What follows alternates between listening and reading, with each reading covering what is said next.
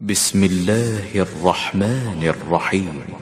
طاسين.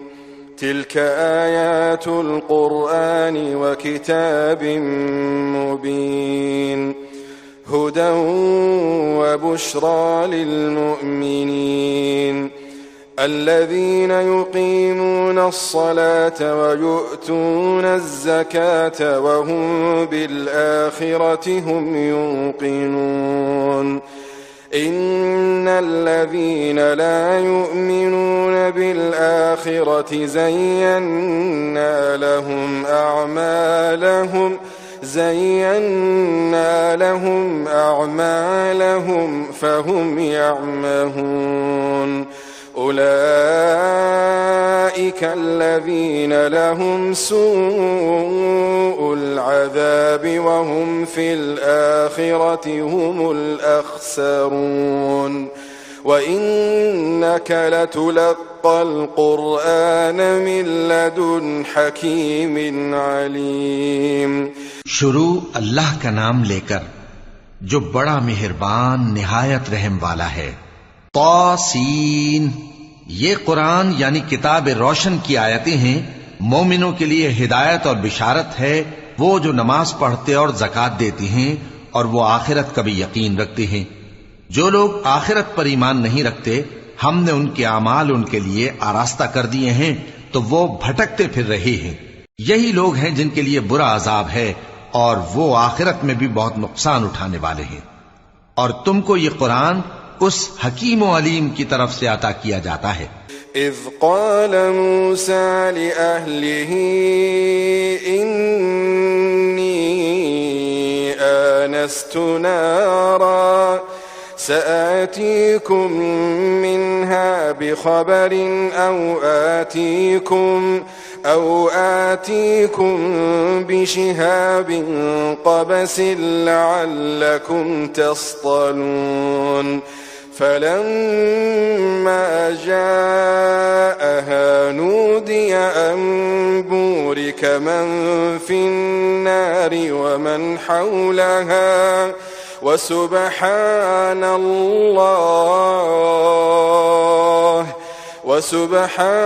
الله رب العالمين.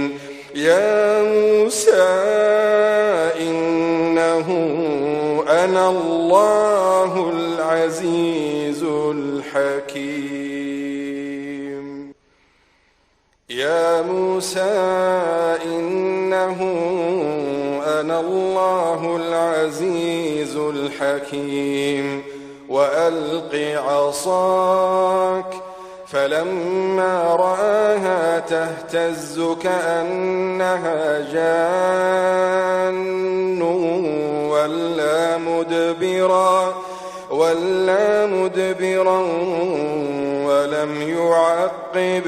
يا موسى لا تخف إني لا يخاف لدي المرسلون إلا من ظلم ثم بدل حسنا بعد سوء فإني غفور رحيم. जब मूसा ने अपने घर वालों से कहा कि मैंने आग देखी है, मैं वहां से रस्ते का पता लाता हूं या कोई शोला यानी एक अंगारा तुम्हारे पास लाता हूं ताकि तुम आग तापो। जब मूसा उसके पास आए तो निदा आई कि वो जो आग में तजल्ली दिखाता है बाबरकत है और वो जो आग के इर्द गिर्द है, और अल्लाह जो तमाम आलम का परवरदिगार है, पाक है। ए मूसा, मैं अल्लाह हूं, इज्जत वाला, हिकमत वाला। और अपनी लाठी डाल दो। सो जब उसे देखा तो इस तरह हरकत कर रही थी गोया सांप है, तो पीठ फेर कर भागे और पीछे मुड़कर न देखा। फरमाया, ए मूसा, डरो मत, मेरे पास पैगंबर डरा नहीं करते। हां, जिसने जुल्म किया फिर बुराई के बाद उसे नेकी से बदल दिया तो मैं बख्शने वाला मेहरबान हूं।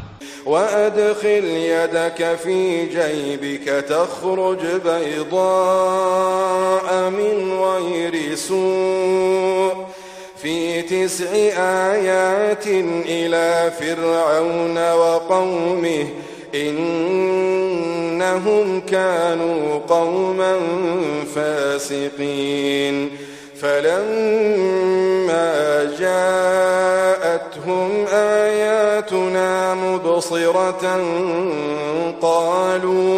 قالوا هذا سحر مبين وجحدوا بها واستيقنتها أنفسهم ظلما وعلوا فانظر كيف كان عاقبة المفسدين। और अपना हाथ अपने गरीबान में डालो, बेऐब सफेद और रोशन निकलेगा। इन 2 मोजिजों के साथ जो 9 मोजिजों में दाखिल हैं, फिरौन और उसकी कौम के पास जाओ कि वो बदकिरदार लोग हैं। फिर जब उनके पास हमारी रोशन निशानियां पहुंची तो कहने लगे ये खुला जादू है, और बेइंसाफी और गुरूर से उनको मानने से इनकार किया, जबकि उनके दिल उनको मान चुके थे।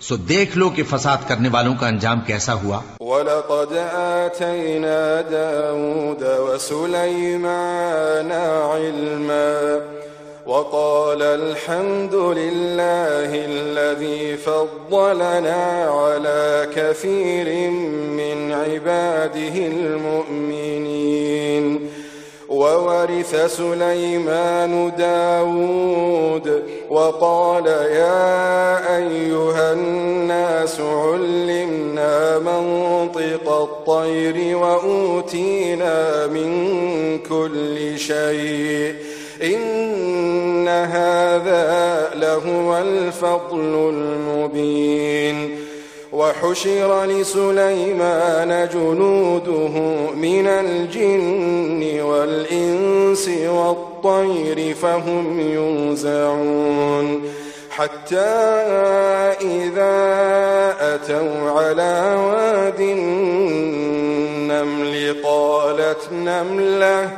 قالت نملة يا أيها النمل ادخلوا مساكنكم لا يحطمنكم سليمان وجنوده وهم لا يشعرون فتبسم ضاحكا من قولها وقال رب أوزعني أن أشكر نعمتك التي أنعمت علي وعلى والدي وأن أعمل صالحا ترضاه وأدخلني برحمتك في عبادك الصالحين।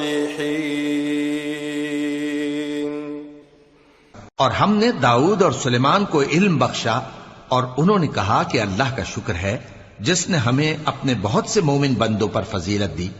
और सुलेमान दाऊद के कायम मकाम हुए और कहने लगे कि लोगों, हमें अल्लाह की तरफ से परिंदों की बोली सिखाई गई है और हर चीज इनायत फरमाई गई है, बेशक ये उसका खास फजल है।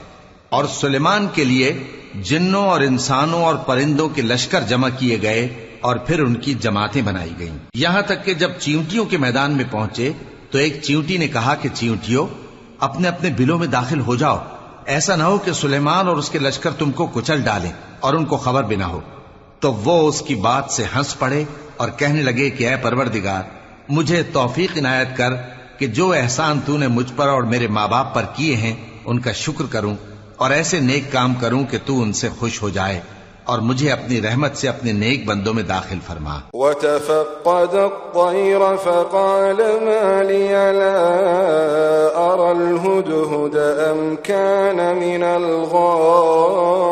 गाइबीन लउअज़्ज़िबन्नहु अज़ाबन शदीदन औ लअज़बहन्नहु औ लयअतियन्नी बिसुल्तानिन मुबीन فمكث غير بعيد فقال أحطت بما لم تحط به وجئتك من سبأ بنبأ يقين إني وجدت امرأة تملكهم وأوتيت من كل شيء ولها عرش عظيم وجدتها وقومها يسجدون للشمس من دون الله وزين لهم الشيطان أعمالهم فصدهم عن السبيل فهم لا يهتدون ألا يسجدوا لله الذي يخرج الخبأ في السماوات والأرض ويعلم ما تخفون وما تعلنون الله لا إله إلا هو رب العرش العظيم। और जब उन्होंने परिंदों का जायजा लिया तो कहने लगे, क्या सबब है मुझे हुदहुद नजर नहीं आता? क्या कहीं गायब हो गया है? मैं उसे सख्त सजा दूंगा या जबा कर डालूंगा या मेरे सामने अपनी बेकसूरी की वाज़ेह दलील पेश करे। अभी थोड़ी ही देर हुई थी कि हुदहुद आ मौजूद हुआ और कहने लगा कि मुझे एक ऐसी चीज मालूम हुई है जिसकी आपको खबर नहीं, और मैं आपके पास मुल्के सबा से एक यकीनी खबर लेकर आया हूं। मैंने एक औरत देखी कि उन लोगों पर हुकूमत करती है और हर चीज उसे मुयस्सर है और उसका एक शानदार तख्त है। मैंने देखा कि वो और उसकी कौम अल्लाह को छोड़कर आफताब को सजदा करती हैं और शैतान ने उनके अमाल उन्हें आरास्ता कर दिखाए हैं और उनको रास्ते से रोक रखा है। बस वो रास्ते पर नहीं आते और नहीं समझते हैं कि अल्लाह को, जो आसमानों और जमीन में छुपी चीजों को जाहिर कर देता और तुम्हारे पोशीदा और जाहिर अमाल को जानता है, क्यों सजदा न करें। अल्लाह के सिवा कोई इबादत के लायक नहीं, वही अर्श अजीम का मालिक है। قال سننظر أصدقت أم كنت من الكاذبين اذهب بكتابي هذا فألقه إليهم ثم تول عنهم فانظر ماذا يرجعون قالت يا أيها الملأ إني ألقي إلي كتاب كريم إنه من سليمان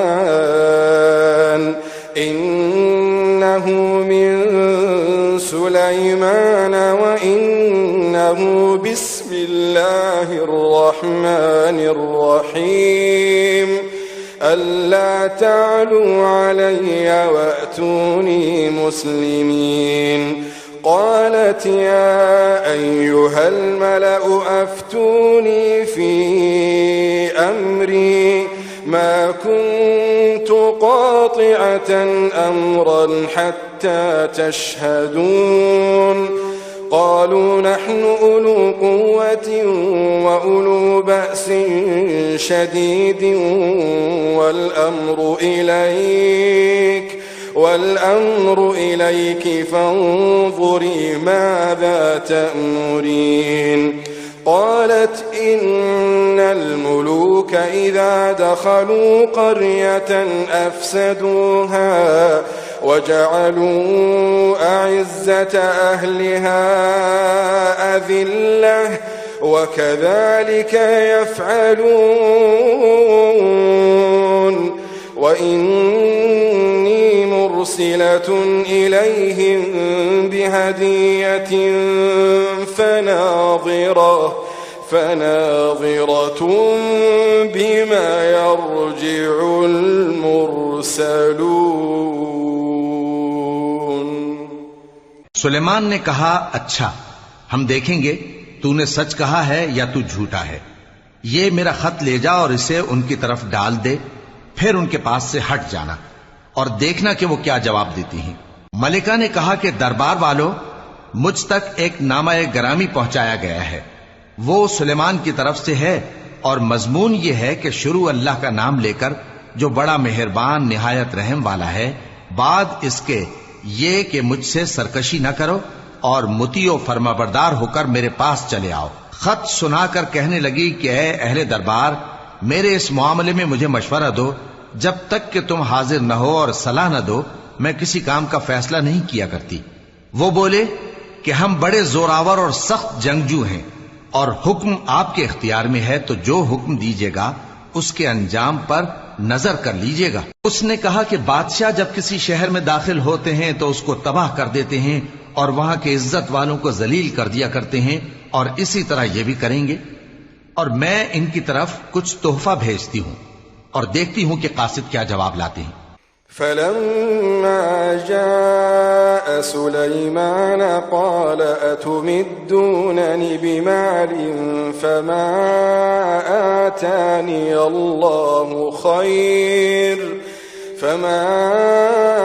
آتاني الله خير مما آتاكم بل أنتم بهديتكم تفرحون ارجع إليهم فلنأتينهم بجنود لا قبل لهم بها ولنخرجنهم منها أذلة وهم صاغرون۔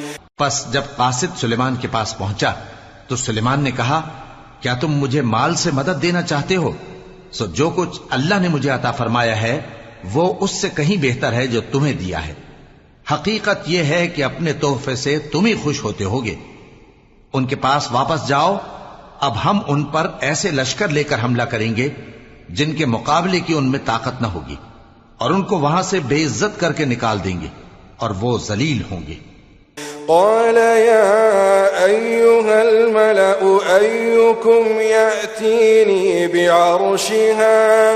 أيكم يأتيني بعرشها قبل أن يأتوني مسلمين؟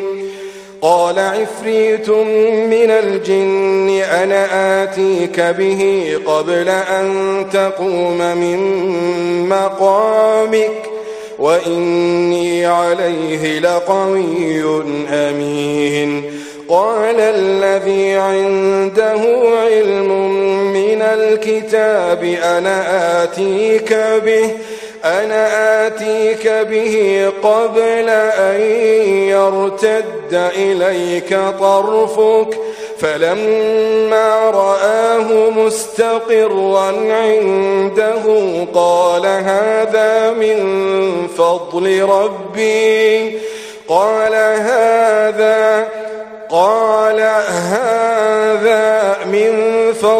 ربي ليبلوني أأشكر أم أكفر ومن شكر فإنما يشكر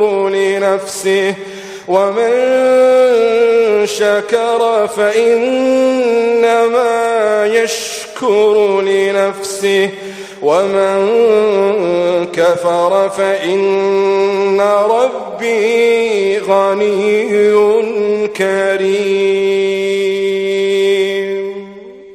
सुलेमान ने कहा कि ऐ दरबार वालों, कोई तुम में ऐसा है कि कब्ल इसके कि वो लोग फरमाबरदार होकर हमारे पास आए, मलिका का तख्त मेरे पास ले आए? जिन्नात में से एक कवि हैकल जिन ने कहा कि कब्ल इसके कि आप अपनी जगह से उठें, मैं उसको आपके पास ला हाजिर करता हूं और मुझे इस पर कुदरत भी हासिल है और अमानतदार भी हूं।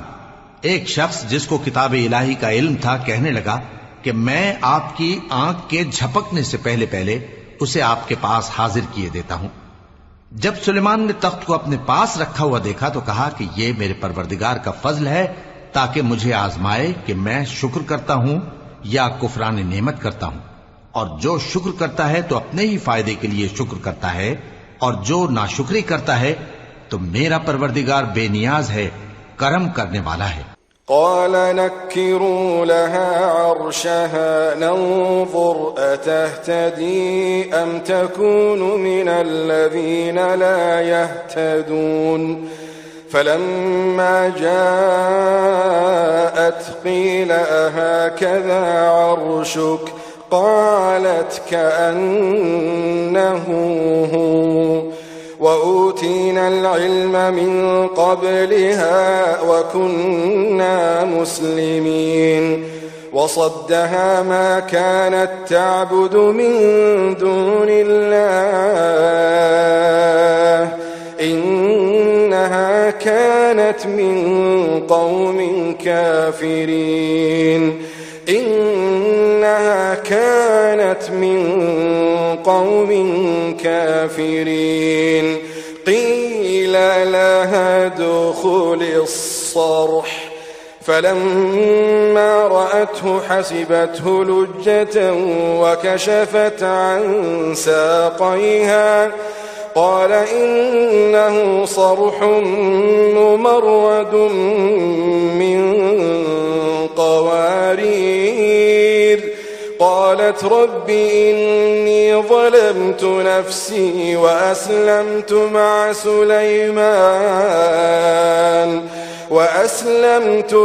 سليمان لله رب العالمين।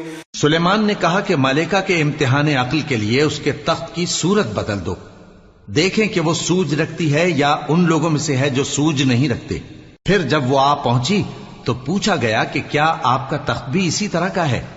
उसने कहा कि ये तो गोया हू बहू वही है, और हमको इससे पहले ही सुलेमान की अजमत और शान का इल्म हो गया था, और हम फर्माबरदार हैं।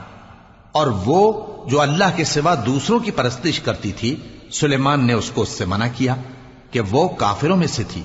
उसके बाद उससे कहा गया कि महल में चलिए। जब उसने उसके फर्श को देखा तो उसे पानी का हौज समझा और कपड़ा उठाकर अपनी पिंडलियां खोल दी। सुलेमान ने कहा, ये ऐसा महल है जिसके नीचे भी शीशे जड़े हुए हैं। वो बोल उठी कि परवरदिगार, मैं अपने आप पर जुल्म करती रही थी और अब मैं सुलेमान के साथ अल्लाह रब्बुल आलमीन पर ईमान लाती हूं। वलक़द अर्सलना इला समूद अख़ाहुम सालिहन अन इअ्बुदुल्लाह फ़इज़ा हुम फ़रीक़ान यख़्तसिमून क़ाल या क़ौमि लिम तस्तअजिलून बिस्सय्यअति क़ब्लल हसनह लौला तस्तग़फ़िरून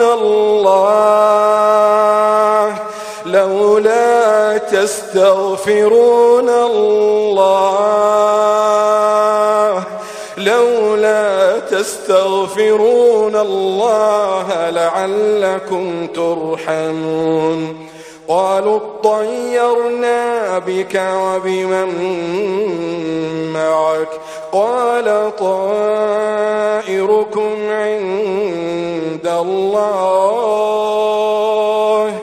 بل أنتم قوم تفتنون। और हमने समूद की तरफ उनके भाई स्वालेह को भेजा कि अल्लाह की इबादत करो, तो वो दो फरीक होकर आपस में झगड़ने लगे।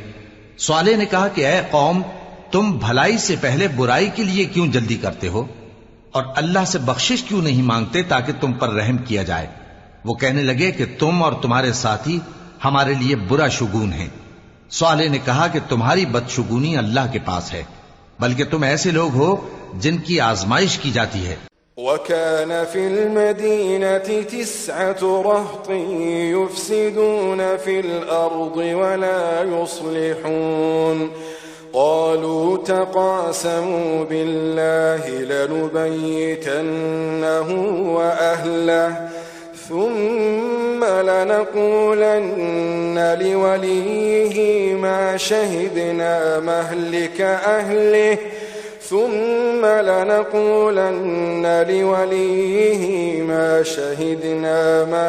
أهله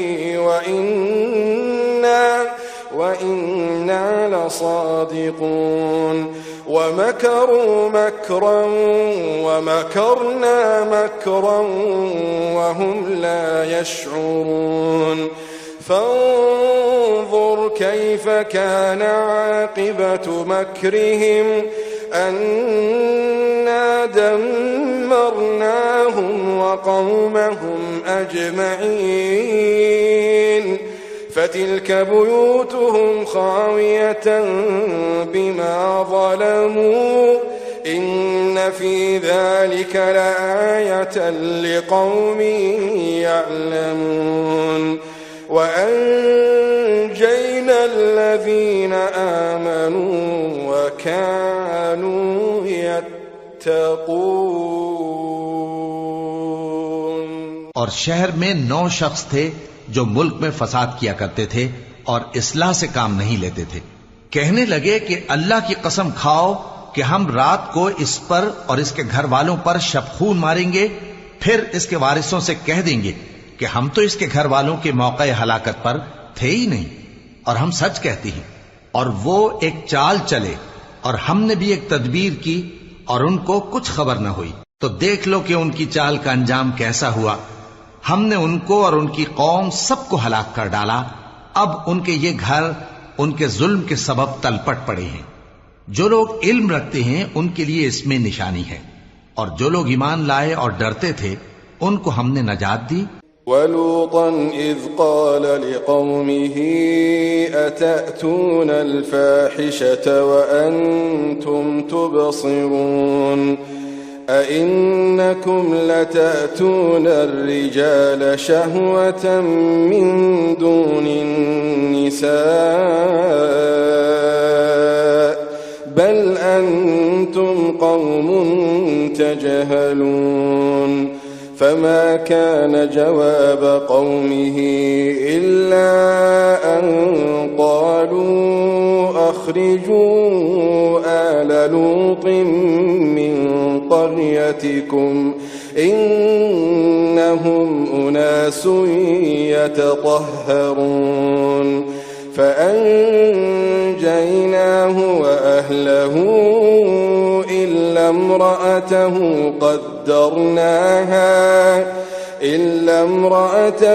قدرناها من الغابرين وأمطرنا عليهم مطرا فساء مطر المنذرين قل الحمد لله وسلام على عباده الذين اصطفى الله خير أما يشركون। और लूत को याद करो जब उन्होंने अपनी कौम से कहा कि तुम बेहयाई के काम क्यों करते हो जबकि तुम देखते हो? क्या तुम औरतों को छोड़कर लज्जत हासिल करने के लिए मर्दों की तरफ माइल होते हो? हकीकत यह है कि तुम अहमक लोग हो। तो उनकी कौम के लोग बोले तो ये बोले, और इसके सिवा उनका कुछ जवाब न था कि लूत के घर वालों को अपने शहर से निकाल दो। ये लोग पाक बनना चाहते हैं।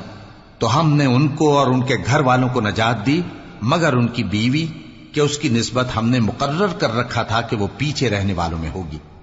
और हमने उन पर मे बरसाया, सो जो मे उन लोगों पर बरसा जिनको मुतनब्बे कर दिया गया था बुरा था।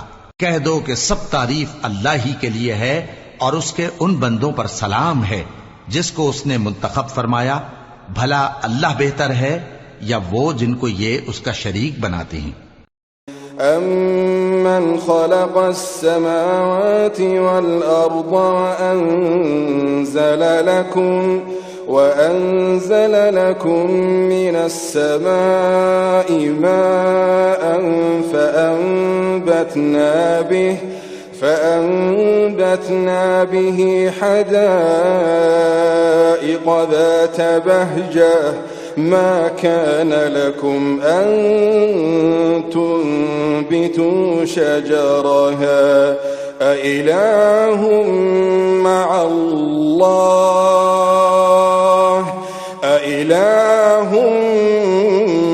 الله بل هم قوم يعدلون أمن جعل الأرض قرارا وجعل خلالها أنهارا وجعل لها رواسي وجعل بين البحرين حاجزا أإله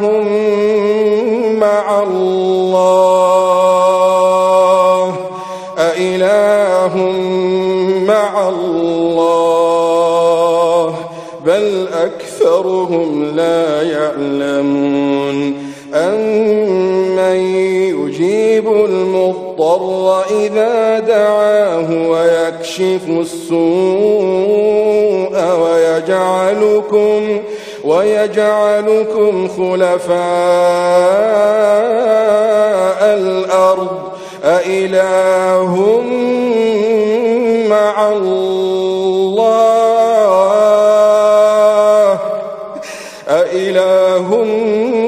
مع الله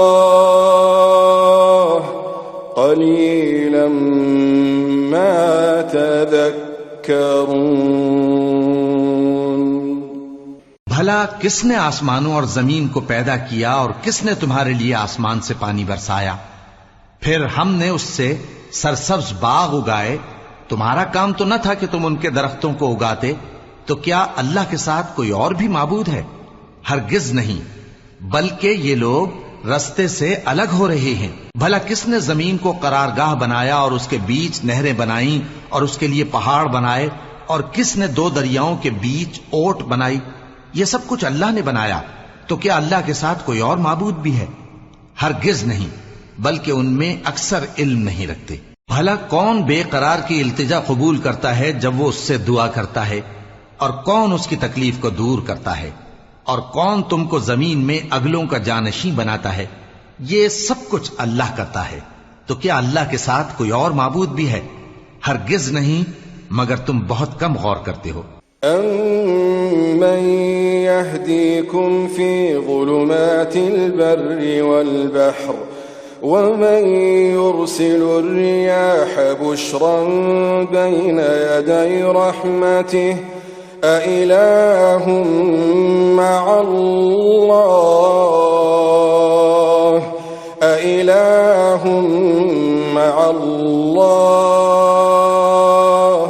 तआला अल्लाहु अम्मा युश्रिकून। अम्मन यब्दअुल खल्क़ सुम्मा युईदुहु वमन यर्ज़ुक़ुकुम मिनस समाइ वल अर्द अइलाहुम मअल्लाह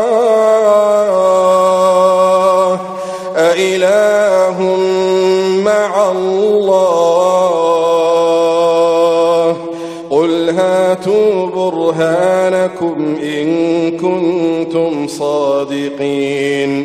क़ुल ला यअलमु मन फ़िस समावाति वल अर्दिल ग़ैब इल्ला अल्लाह वमा यशዑरून अय्यान युबअसून बल इद्दारक इल्मुहुम फ़िल आख़िरह बल हुम फ़ी शक्किन मिन्हा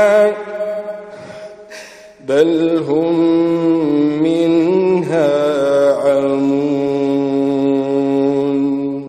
भला कौन तुमको जंगल और दरिया के अंधेरों में रास्ता बताता, और कौन हवाओं को अपनी रहमत के आगे खुशखबरी बनाकर भेजता है?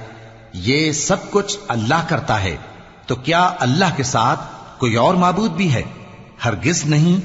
ये लोग जो शिर्क करते हैं, अल्लाह की शान उससे बुलंद है। भला कौन खलकत को पहली बार पैदा करता, फिर उसको दोबारा पैदा करेगा? और कौन तुमको आसमान और जमीन से रिज्क देता है? ये सब कुछ अल्लाह करता है, तो क्या अल्लाह के साथ कोई और माबूद भी है? हरगिज नहीं। कह दो कि मुशरिको, अगर तुम सच्चे हो तो दलील पेश करो। कह दो कि जो लोग आसमानों और जमीन में हैं, अल्लाह के सिवा गैब की बातें नहीं जानते, और न ये जानते हैं कि कब जिंदा करके उठाए जाएंगे, बल्कि आखिरत के बारे में उनका इल्म खत्म हो चुका है, बल्कि ये उसकी तरफ से शक में है, बल्कि ये उससे अंधे हो रहे हैं। وقال الذين كفروا أإذا كنا ترابا وآباؤنا أإنا لمخرجون لقد وعدنا هذا نحن وآباؤنا من قبل إن هذا إلا أساطير الأولين قل سيروا في الأرض فانظروا كيف كان عاقبة المجرمين ولا تحزن عليهم ولا تكن في ضيق مما يمكرون ولا تحزن عليهم ولا تكن في ضيق مما يمكرون। और जो लोग काफिर हैं कहते हैं कि जब हम और हमारे बाप दादा मिट्टी हो जाएंगे तो क्या हम फिर कब्रों से निकाले जाएंगे। ये वादा हमसे और हमारे बाप दादा से पहले से होता चला आया है। कहां का उठना और कैसी कयामत, ये तो सिर्फ पहले लोगों की कहानियां हैं। कह दो कि मुल्क में चलो फिरो, फिर देखो कि गुनाहगारों का अंजाम क्या हुआ है, और उनके हाल पर गम न करना और न उन चालों से जो ये कर रहे हैं तंग दिल होना।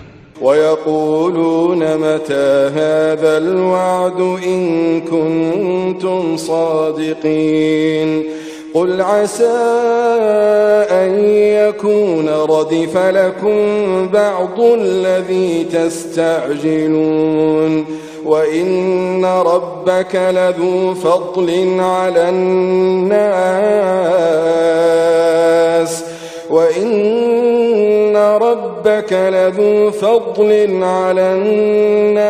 ولكن أكثرهم لا يشكرون وإن ربك ليعلم ما تكن صدورهم وما يعلنون وما من غائبة في السماء والأرض إلا في كتاب مبين। और कहते हैं कि अगर तुम सच्चे हो तो ये वादा कब पूरा होगा। कह दो कि जिस अजाब के लिए तुम जल्दी कर रहे हो शायद उसमें से कुछ तुम्हारे नजदीक आ पहुंचा हो, और तुम्हारा परवरदिगार तो लोगों पर फजल करने वाला है, लेकिन उनमें से अक्सर शुक्र नहीं करते। और जो बातें उनके सीनों में पोशीदा होती हैं और जो काम वो जाहिर करते हैं, तुम्हारा परवरदिगार उन सब को जानता है। और आसमानों और जमीन में कोई पोशीदा चीज नहीं है मगर ये कि वो एक किताब रोशन में लिखी हुई है। إن هذا القرآن يقص على بني إسرائيل أكثر الذي هم فيه يختلفون وإنه لهدى ورحمة للمؤمنين إن ربك يقضي بينهم بحكمه وهو العزيز العليم فتوكل على الله إنك على الحق المبين إنك لا تسمع الموتى ولا تسمع الصم الدعاء إذا ولوا مدبرين وما أنت بهاد العمي عن ضلالتهم إن تسمع إلا من يؤمن بآياتنا فهم مسلمون। बेशक ये कुरान बनी इसराइल के सामने अक्सर बातें जिनमें वो इख्तिलाफ करते हैं बयान कर देता है, और बेशक ये मोमिनों के लिए हिदायत और रहमत है। तुम्हारा परवरदिगार क़यामत के रोज उनमें अपने हुक्म से फैसला कर देगा और वो गालिब है, इल्म वाला है। तो अल्लाह पर भरोसा रखो, तुम तो साफ हक पर हो। कुछ शक नहीं कि तुम मुर्दों को बात नहीं सुना सकते और न बहरों को जबकि वो पीठ फेर लें आवाज सुना सकते हो, और न अंधों को गुमराही से निकालकर रास्ता दिखा सकते हो। तुम तो उन्हीं को सुना सकते हो जो हमारी आयतों पर ईमान लाते हैं, फिर वो फर्माबरदार हो जाते हैं। وَإِذَا وَقَعَ الْقَوْلُ عَلَيْهِمْ أَخْرَجْنَا لَهُمْ دَابَّةً مِّنَ الْأَرْضِ تكلمهم أن الناس كانوا بآياتنا لا يوقنون ويوم نحشر من كل أمة فوجا ممن يكذب بآياتنا فهم يوزعون حتى إذا جاءوا قال أكذبتم بآياتي ولم تحيطوا بها علما أم ماذا كنتم تعملون ووقع القول عليهم بما ظلموا فهم لا ينطقون और जब उनके बारे में अजाब का वादा पूरा होगा तो हम उनके लिए जमीन में से एक जानवर निकालेंगे जो उनसे बातें करेगा। ये हम इसलिए करेंगे कि लोग हमारी आयतों पर ईमान नहीं लाते थे। और जिस रोज हम हर उम्मत में से एक बड़े गिरोह को जमा करेंगे जो हमारी आयतों की तकजीब करते थे, फिर उनकी जमात बंदी की जाएगी यहां तक कि जब सब आ जाएंगे तो अल्लाह फरमाएगा कि क्या तुमने मेरी आयतों को झुटला दिया था, हालांकि तुमने अपने इल्म से उनका इहाता तो किया ही ना था। भला तुम क्या करते रहते थे। और उनके जुल्म के सबब उनके हक में वादा अजाब पूरा होकर रहेगा तो वो बोल भी न सकेंगे। ألم يروا أنا جعلنا الليل ليسكنوا فيه والنهار مبصرا إن في ذلك لآيات لقوم يؤمنون ويوم ينفخ في الصور ففزع من في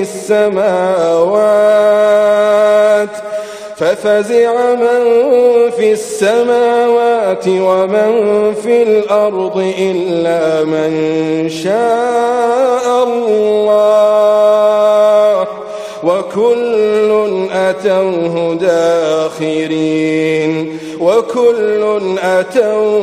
داخرين وترى الجبال تحسبها جامدة وهي تمر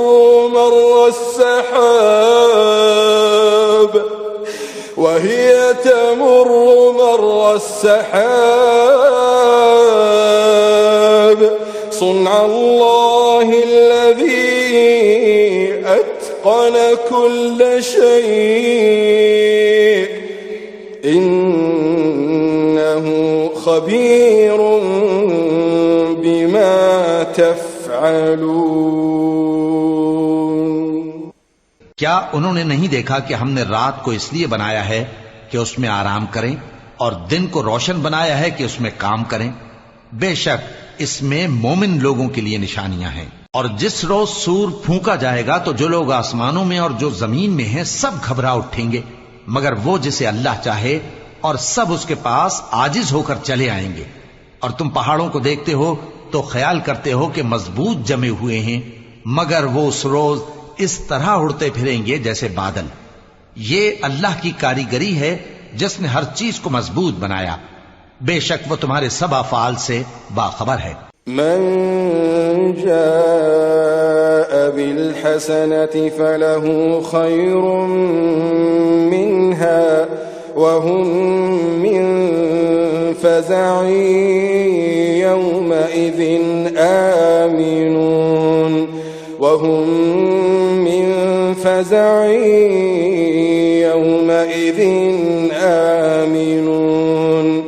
वमन जाअ बिस्सय्यिअति फकुब्बत वुजूहुहुम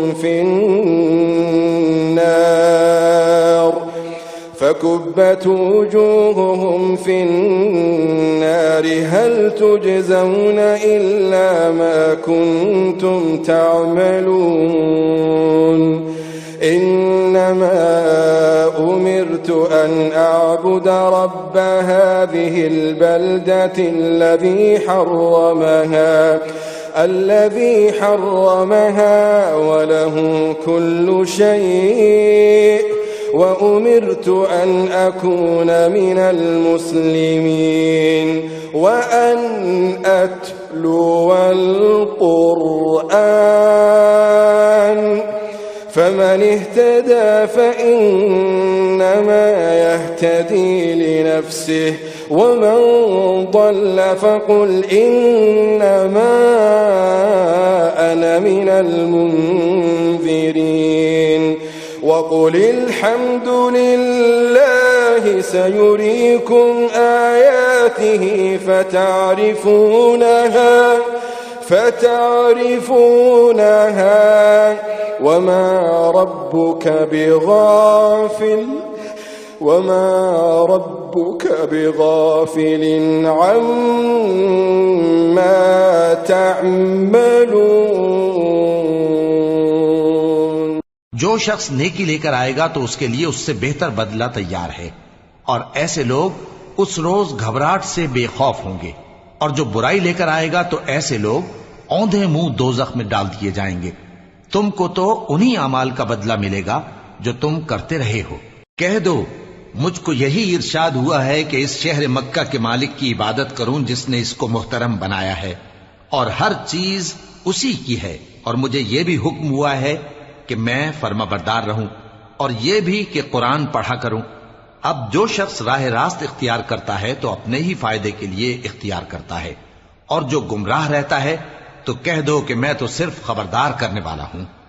और कहो कि अल्लाह का शुक्र है, वो तुमको अनकरीब अपनी निशानियां दिखाएगा तो तुम उनको पहचान लोगे। और जो काम तुम करते हो तुम्हारा परवरदिगार उनसे बेखबर नहीं है। सदक़ल्लाहुल अलीयुल अज़ीम।